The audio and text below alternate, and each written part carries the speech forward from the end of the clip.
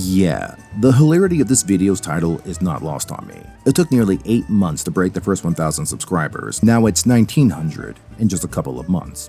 Given how long gaining the first 1,000 went, I did not anticipate the channel growing nearly as much by the time this video finally got put together. And I am sorry to my regular viewers for the delay. Between new details releasing like the game's declining numbers and real-life responsibilities kicking my ass worse than a Dark Souls boss, it's difficult to find spare time. But excuses aside, this video is a tribute to you guys for helping us get this far, and I thought of no better way to express my thanks than to comb through the comments and share some pieces of wisdom, because you folks come up with some impressive observations, and they deserve some attention. So if this gets a positive reception, I'll do it again every new milestone. It should be fun. Anyways, let's get to work. Starting with an error I made not long ago with my criticism of Katissa's Hyperborea. All videos referenced will have links below if you're interested, by the way. In this particular video, I have been criticizing how contrived every little detail in Katissa's really was. In fact, I would argue this single scene encapsulates the rushed and clumsy narrative of Endwalker. But I forgot an important detail. From AAPH5DJ, correct me if I'm wrong, but didn't they mention that Katissa's dampens the strength of non-Elpis personnel? I think that's why Emmett was so weak. He even has dialogue saying, "If only I could transform if he dies." Now, they have some more good points about Meteion I really like. She definitely felt like a forced-in plot device to explain the final days and to relieve Venat of any wrongdoing. You stupid bitch! But this dampening field they mention, it does add some context to what we see happening within Katissa's. Why they're not overpowering Hermes, why they can't just transform or summon their mounts out of nowhere. But it's also really comical that's what the writers went with. Basically saying, fear not, we used a weakness ray on everybody. That explains the situation. And our antagonists use a buff ray to gain infinity +1 damage. Okay, that second part didn't happen, but for real, a dampening field? That sounds like something really repulsive would use on the Power Rangers. Where was this dampening field anywhere else in Elpis? Like when we were killing off these flying beasts. For real, if this effect existed outside of the facility, many other issues would never have happened. Slaughtering these beasts was a key moment in displaying his melancholic nature. And with this dampening field and Hermes' binding spell, would have resolved this matter peacefully. Something Hermes would absolutely be working towards, I would imagine. And we all know why this convenient little setup is the way that it is, because if it didn't, the rest of the plot doesn't happen, as is usually the case. Also, if Emmett is incapacitated enough that he can't even transform, why can't he still shatter the confluence with a single snap of his finger? Ahivaldeius himself said he could never shatter the thing, and that's probably without the dampener. So Emmett doing this, while suppressed, is absurd. As well as breaking his bonds in just a few moments, this dampener was remarkably selective in its effects. As if the writer saw one guy fighting for opponents and felt the need to conjure an excuse for why this made sense, even if nothing else makes sense as a result. Now, maybe beating Hermes down neglected the field's effects, I don't know. It's just hard to take this matter seriously when there are so many issues crammed into such a minute time frame. Endwalker in a nutshell, folks. All the same, I did forget to talk about this, so thanks to you guys who pointed that out for me. Sounds like you really fucked up. Yeah, kinda looks that way. Another worthy observation comes from Rek from our Loperit video. It's a bit long, so I'll abridge a bit. Hermes sent a media crew across the universe to find information on other civilizations and perhaps an answer to the meaning and inherent value of life. However, everywhere the media go, they only find war, genocide, disease, and already dead worlds. Apparently, Etheris is the only non-shitty place in the entire universe. This is beyond stupid and contrived, at least to me. They go on to say, if there is a need for the media to kick off the final days via despair, why not hint or outright state that Hermes' nihilism and depression was inadvertently imprinted on his creations? And they spread it across every place they came across, driving the universe to ruin. Nah, I'm with you, dude, 100%. That every single world would have gone full apocalypse mode by chance before their arrival is absurd. Not to mention all the other worlds potentially out there that got abandoned when Venat withheld any information on the media, permitting the Endsinger to exist. This broad probably killed more people than Thanos. And about your idea at the end there, now I couldn't find anything in-game to corroborate this, but I have heard from a few commenters it's at least suggested that the media's presence on these other worlds may have aided or at least accelerated their emotional states, creating the apocalyptic situations in the first place. Again, that's just what I heard from a few people. I have nothing substantial to work with. I like your idea too, that Hermes' own mania imprinted on the Meteion. It would make them more susceptible to negative emotions and in turn explain how they went insane. Honestly, in regards to Hermes, there are so many missed opportunities to account for why he and his creations went apeshit as they did. It's disappointing the effort wasn't made. Elpis as a whole was rushed and crammed too much into too little space. Hermes, Dynamis, the Meteion, Venat, and the next 12,000 years of misery. Many have said it, and I agree. These events could have been their very own expansion, and should have been. I'm hearing more and more that Ishikawa apparently had multiple story arcs in mind after Shadowbringers. But of course, somebody higher up forced her to condense it all into Endwalker. It's a failed project that'll leave us hurting for a long time coming. Even if the next expansion gets the game back on track, what are the odds they'll botch it too, just like Endwalker? And God save us if we get another Dawn Trail. Next up, a comment comes from our Venat critique from user Miss Kashira, a longtime viewer going all the way back to my first video in fact. Nice to see you still around. They have a lot to say too, so I'll paraphrase a bit to get to the point. The issue with Venat is less a time travel issue and more of a characterization issue. The problems here is that people are working under the assumption that with knowledge of something terrible happening, that Venat would attempt to prevent the terrible thing. But we went back in time and told her how to become a god and how to shape the star to her preferences, and she did exactly that. When we tell Venat Hypnodeus and Emmett Selk about the future, Emmett is horrified by what we tell him. He doesn't see himself in the person we're describing. Venat, on the other hand, simply wonders what motivated her to make herself a god and wipe out her species. This isn't something outside of the things she'd do. This isn't news that horrifies her. She just wonders what motivated her to do it. Now, I never thought much about this scene the first time around, but looking back, it is actually disturbing how nonchalant Venat is to hear that her entire civilization was about to go tits up, and she would be the one that set its demise in stone. What's worse is how she still tries to frame her rationale in a moral context. As for our bud Hades, and how distraught he is, I really think moments like this encapsulates how, despite his grievances with the modern era, Hades was amongst the most human people we beat in the series. At that, he doesn't let the situation down and investigates himself, despite his own pessimism. There's a reason people are still fawning over the guy nearly 6 years after Shadowbringers dropped. But more importantly, Venat here, it is endlessly amusing how hard the writers try to paint her in a positive light, yet moments like this only further exposes what a monster Venat is. I'm sure in their minds, it was to reflect her strength and resolve in the face of impending catastrophe. Ignoring that with all her preaching, she never expresses her desire to stop whatever horrors are coming, only to understand the choices involved. Again, very contradictory when the story tries its damnedest to paint her as a free thinker and independent mind. You can't be a fatalist and an opportunist at the same time, you have to pick one. This dichotomy only makes her look deranged, or at the very least disingenuous. Honestly, I wonder if they did this intentionally. A backwards way of getting the character they originally envisioned behind the corporate douchebag's back. I also love how Kashira comments goes on to compare Venat to Athena. I feel the exact same way. If anything, Venat's god complex is far more pronounced than the latter's, though Athena can still piss off too. And what, pray tell, is with Amyrtine women going crazy and gaining albino final forms? It's just, we're 2 for 2. That may not seem like much, but it is a trend. We must fight back against these whites! Whoa! The most disturbing part, I think, is that Venat has a clear and obvious bias towards her own society. She's like an emo teen rebelling against the system with internet memes and cheap communist paraphernalia bought off of Amazon. No irony there. Venat's weapon, for example. It stated that she never submitted its creation, perhaps out of fear for who else may utilize it. A culture that treats its people all as equals, and all creations are available for the public to study. Yet Venat's machinations are for herself and herself alone. An individualist habit, maybe? But then add in her dislike for other customs, like willingly ending one's life when the terms of service is complete, like the convocation does. Yet in the present, Venat is willing to fight us to the death once we meet again, and her purpose is complete, even though she stole that choice from literal billions of other people. You know, she argues in Elpis it's because she can't let go until she knows for certain that humanity can carry on. There's issues with that statement alone. I should stop here and now. I could rant for another hour about this twat, and I do have another video on the agenda to tackle her. Spoilers, if you think my first video was mean, nuh-uh, that was just a warm-up. Thanks again to Miss Kashira for the sharp observation.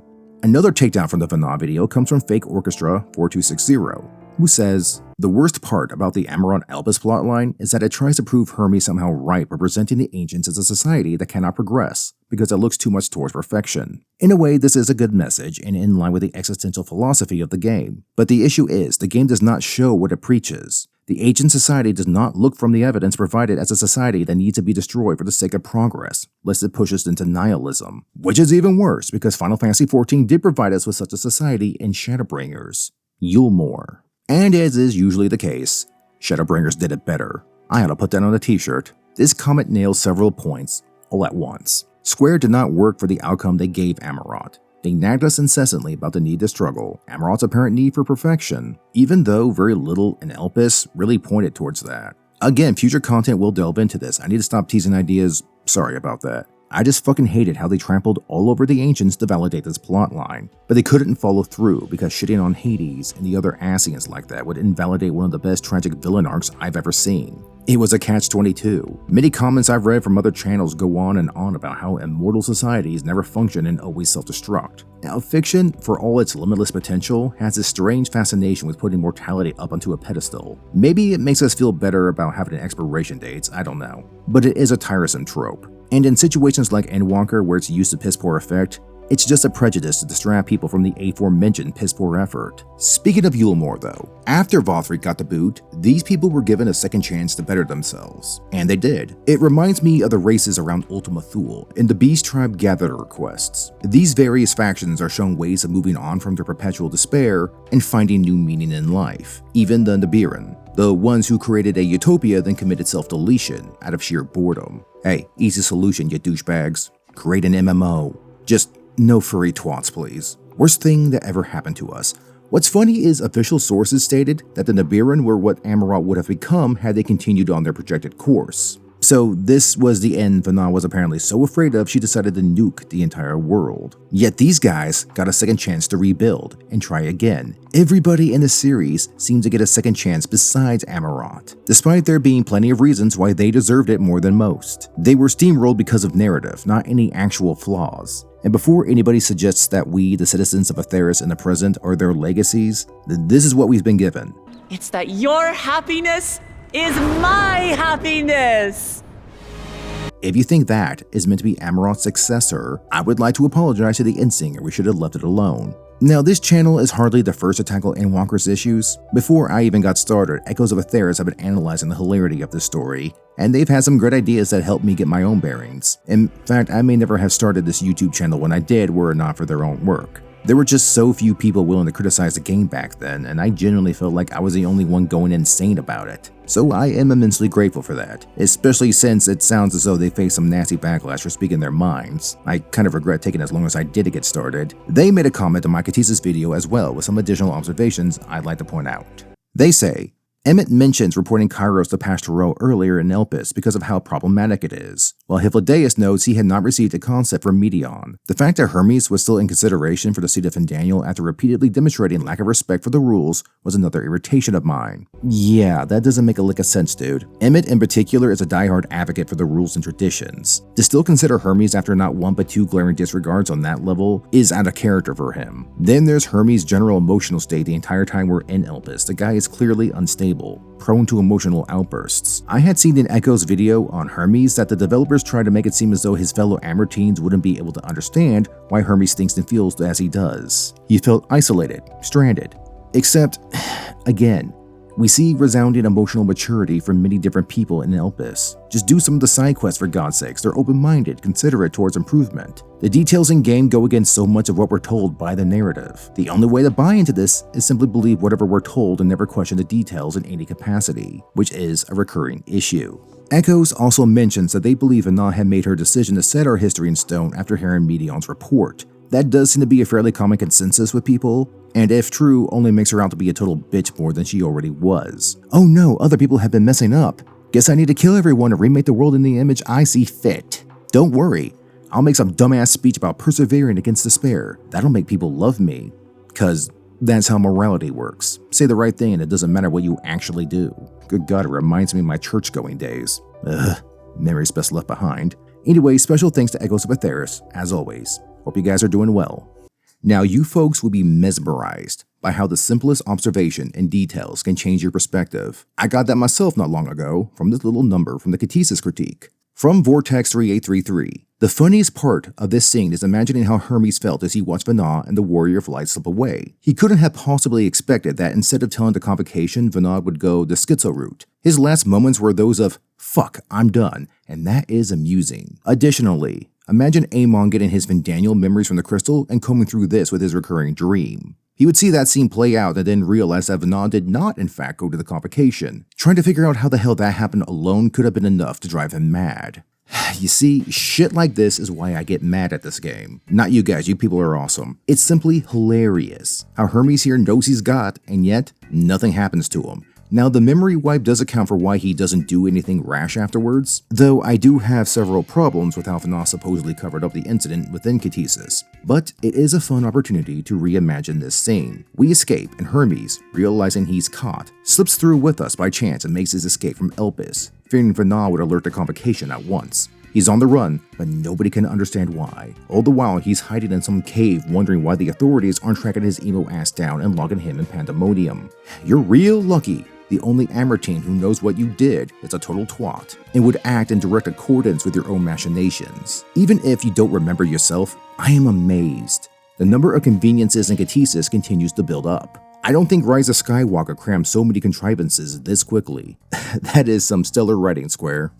Look, I could go on with the comments about Endwalker all damn day. Seriously, there could be a meteorite on a collision course to end all of us, and I would make it my life's mission to remind the Endwalker simps right before we say the last goodnight. Venat's a total hoe. But Dawn Trail is still fresh in our minds, and more than worthy of the verbal slaughter. A good one to start with, from Warlock Master ASD 9142. They had this to say about the newest expansion. The main issue with Dawn Trail is, apart from the Wooklama overfocus, is that it lacked an identity. Is this about Turol in the new world of wonders and treasures? Or is this about Solution 9 and its need to accept death as a consequence of existence? It cannot seem to decide from the get-go, and borrows too heavy on themes from its predecessors. And of course, the lack of build-up in the MSQ post-patches did not help. It's kind of like how we were robbed of a proper confrontation with the Garlean Empire.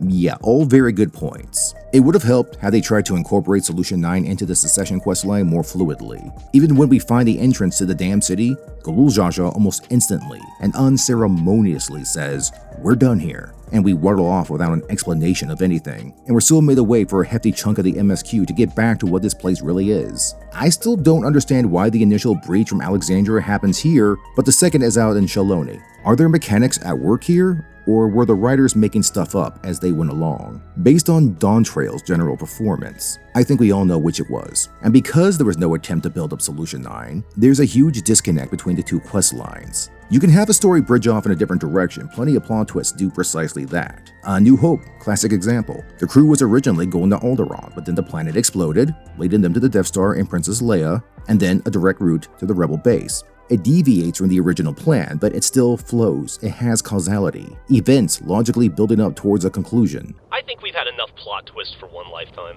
Solution 9's introduction required Zorol to go apeshit, which I've spoken about before was hardly an earned character arc. Much of his personality doesn't follow beyond the most superficial means, because superficial is all his development was, a means to an end. And without Zorol being a scaly prick, Solution 9's fiend living memory, none of it can happen. It's just more contrivances driving the story, like Catesis, like Endwalker in general. I will never understand how the writing got this bad. It was never perfect. I'll say that here and now, but gods. Shadowbringers, Heavensward, Stormblood even, its plot was bland, but it wasn't lacking in writing quality. Not like this. And such mediocrity creates even more problems. For example, username Mira de Lizard.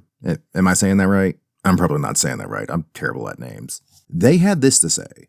I really disliked how much our character and the people around us forgot some easy stuff. The main standout for me was when we first enter Solution 9 with Sphene, and we are introduced to a kid who has the Levin sickness. To me, as soon as it was explained that they had an overabundance of lightning ether, I said, "Oh wow, we can use the Angelos to help with this and make a difference." Only for us to move on and never say anything about how similar it was to what we dealt with in the first, or even tempering. Yeah, that's because the writers were hell-bent on ignoring past events in favor of their own story. I mean, just look at the final days. They could have used that to explain a lot of things in Turol, but they never even mentioned it. Apparently it never even happened here, which is ridiculous. It would have been the perfect lead-in. Look, it's an issue every long-running series needs to contend with. You need new obstacles to create a problem to solve, to give the narrative a direction. But you also need to ensure it doesn't clash with previous problems. The ether imbalance Mira explains is precisely that. Why introduce an issue we actively have a solution to, then do absolutely nothing with it? To take a guess, this was probably world building, to show the side effects of living in the world consumed by lightning. That's fine.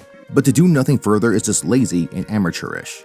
especially since this was a unique angle they could have used. Let's say Alice is with us. She sees the sick child and immediately uses her Angelos to cure him. Sphene is bewildered by such techniques. What's more though, this can add to Sphene's motivations for invading the source, not only to collect souls, but our technology and other such benefits. I've spoken before about how comically inept her strategies are, from teaming up with Zorol to betraying him the second we arrive, to siding with Zorol again when we confront him, even though nothing else had changed, making this revelation here pointless. Have I mentioned how much I hate this fucking expansion? The point is, adding details that feed into her base desires would strengthen Sphene's goals. It shows consistency, making it more plausible for your audience to take her seriously, instead of what they chose to do, the exact opposite. Fucking douchebag. The perfect summation of how badly they handled Zorol, just take what Katie Person 6575 had to say. The train got more backstory than Zorol Jaw. Yeah, the stupid ass trains got more attention than the penultimate antagonist of this game. Does anybody really think Dawn Trail is even mildly decent? Boggles the freaking mind. Now that bit I mentioned about having solutions to problems yet doing nothing with it, it can absolutely devastate your script if you're not careful. For example, I know many people are divided on the issues with living memory, and especially the endless. I won't get into that. There's another video idea to tackle in the future. For today, I'd like to mention Chris Baker, who had a simple solution to the whole zone. They say, living memory was an unnecessary genocide that Sid and Nero could have sorted out in a weekend if we bothered calling them. Could have told Sphene, hold up, we know a guy. But the idiot Dawn Trail writer simply had to redo a worse version of Shadowbringers. And again, Shadowbringers did it better. Yet, do you see why so many of us hate this zone between Ironworks, Salvage Allegan, and Carly and Tech? Not to mention the freaking Loperets who, although complete mental morons, have impressive technology. And creation magic, by the way. There were far easier, not to mention less dramatic ways of tending to the endless. That the zone was powered by souls, despite everybody in here being mere copies of others, is a contrived debacle enough on its own, that we never considered other options, never discussed them with Sphene.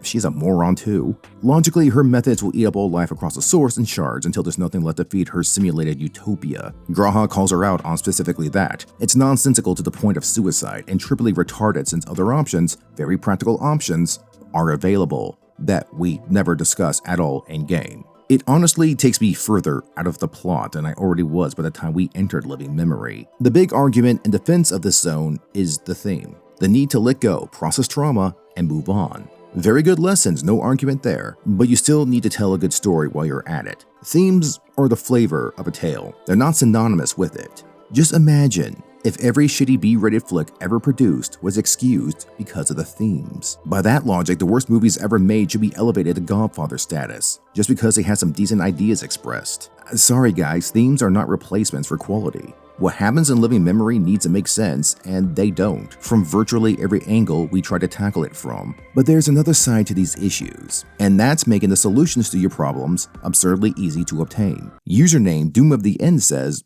damn dude, that's an edgy name. I quit an Endwalker and didn't come back. For me, the gameplay became too repetitive and the story was awful. I sighed when 6.4, or was it 6.5, or 0.3? Y'shtola solved yet another magical problem by manipulating ether in a new way. The writers introduced problems that get solved without any drawbacks by NPCs in 10 minutes. Basically, the writers don't care, so why should I? Very good point.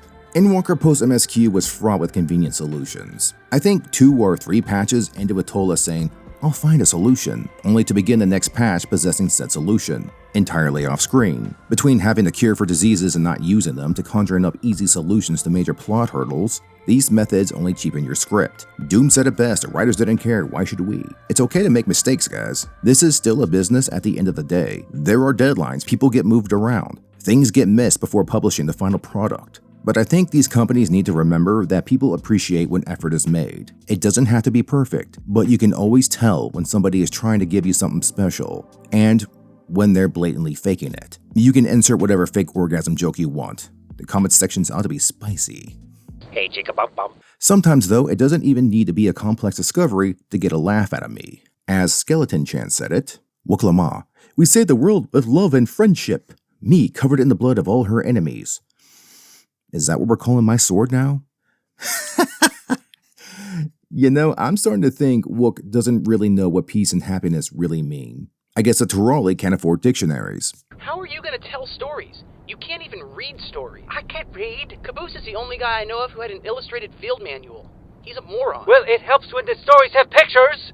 Duh. So recently, I was going over some of my older videos. My what the fuck is this Wuklama video has blown up recently. The vitriol for her in particular has been a legitimate joy to witness. Though my audio in that one was just bleh. I use Audacity for audio editing. It had updated and all my settings were out of whack. Not my proudest moment. Anyways, one of the things I hated most in Dawntrail's MSQ was standing there letting Galul Jaja die like a little bitch. As it turns out, that wasn't the only stand around and find a fuck out moment in Dawntrail. Says Dicey9. Again, I hope I got that name right. I know people usually cite the death of Wook's dad, but here's another. When, after defeating Zorolja, the chalice falls to the ground, Sphene shows up. Now at the moment, we know that she is against us. She helps Zorol, is in a pack with him, and to top it all off, we know she's convinced the only way to sustain her people is to rip the souls out of every being on our world. All of the Scions and us, Meteor, stand between her and the chalice, that we also know is linked to interdimensional travel and has the potential to do major and possibly terrible things. Now, do we A, quickly take the chalice and stand on guard while talking to her and trying not to have the situation escalate? B, treat her as an enemy and engage in battle immediately? Or C, allow her to slowly walk up to us while no one does a thing to stop her from going straight towards chalice and possibly kickstarting an apocalypse?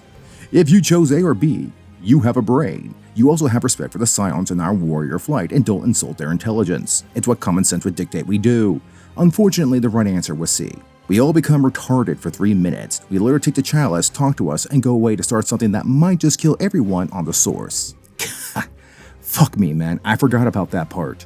Yeah, once again, we just stand there and let a powerful and dangerous artifact fall into enemy hands. Credit to Tola, at least she took a shot at it, as compared to us, who stands there, uselessly. Look, I know us standing around during pivotal moments isn't exactly a new thing, but Dawntrail did it far too often, and in moments when it was extremely ill-advised to do so. I get that 14 has a limited budget, very limited budget, but you gotta make an effort, fellas. Like the commenter said, it gets so bad there's a legit disconnect between the player and the events playing out. It's precisely why bad writing is such an issue for guys like me, and a great many others as I've learned on this channel. You say one thing, show us something different. There's no reconciling that. We won't accept the programming. Endwalker may have gotten away with more, but Dawntrail? People are fed up. And we've still 4 story patches and about 2 more years before we put this shitfest behind us.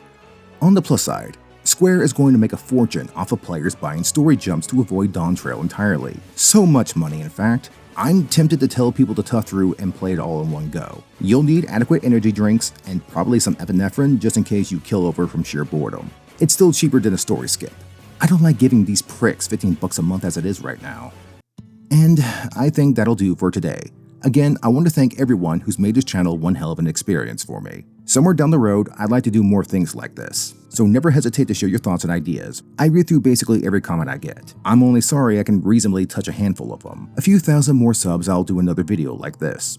Thanks for your time, like and subscribe if interested, and I'll see you guys in the next one. Till then.